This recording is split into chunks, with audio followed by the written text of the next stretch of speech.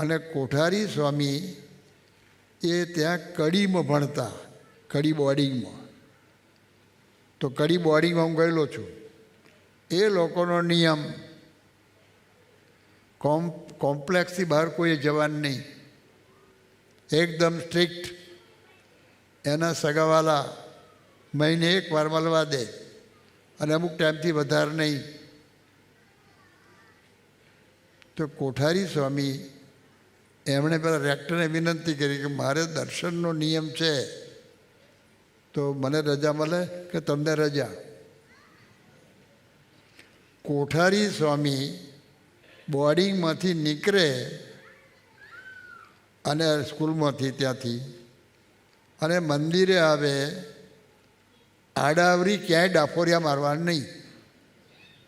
નીચે કંઈ પથ્થરો આવે, ખાડો આવે એ જોવાનું, બીજું કાંઈ નહીં. મંદિર દર્શન પાછા. આટલો એના શિક્ષકને વિશ્વાસ.